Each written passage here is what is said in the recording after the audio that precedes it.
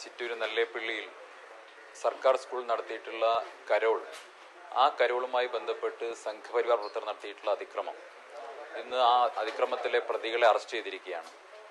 വിശ്വ ഹിന്ദു പരിഷത്തിന്റെ ജില്ലാ ഭാരവാഹിയും ബജറംഗ് ദളിന്റെ ജില്ലാ ഭാരവാഹിയും ഉൾപ്പെടെയുള്ള ആളുകളെയാണ് അറസ്റ്റ് ചെയ്തിട്ടുള്ളത്. വാസ്തവത്തിൽ അവർ രണ്ടുപേരും BJPയുടെ ഭാരവാഹികളായിരുന്നു. BJPയുടെ ചിറ്റൂർ മണ്ഡലം ജനറൽ സെക്രട്ടറി ആയിരുന്നു അനിൽകുമാർ. അതുപോലെ തന്നെ സുശാസനൻ OBC മോർച്ചയുടെ പഞ്ചായത്ത് കമ്മിറ്റി പ്രസിഡന്റായിരുന്നു. BJPയുടെ സംസ്ഥാന നേതൃത്വം തന്നെ നേരിട്ട് ഈ വിഷയം അട്ടിമറിക്കാൻ വേണ്ടിയുള്ള ബോധപൂർവമായ പരിശ്രമം നടത്തിയിട്ടുണ്ട്. ഒരു വശത്ത് ക്രൈസ്തവ സ്നേഹം അഭിനയിക്കുകയും ക്രൈസ്തവ ഭവനങ്ങളിലേക്ക് കേക്ക് കൊണ്ടുപോവുകയും, എന്നാൽ ഒരു എക്കോസിസ്റ്റത്തിന്റെ ഭാഗമായിട്ടുള്ള വെറുപ്പും വിദ്വേഷവുമുള്ള ആ സിസ്റ്റത്തിൽ അതിൽ ഇൻഹെറിറ്റഡ് ആയിട്ടുള്ള വിദ്വേഷം അത് ക്രൈസ്തവർക്കെതിരായിട്ടുള്ള അതിക്രമത്തിന് പ്രേരിപ്പിക്കുകയും ചെയ്യുന്നു എന്നുള്ളതാണ് വസ്തുത. ക്രൈസ്തവ വിരോധം ആന്തരികമായിട്ടുള്ള ജനിതക ഘടനയുള്ള ഒരു പ്രസ്ഥാനമാണ് BJP.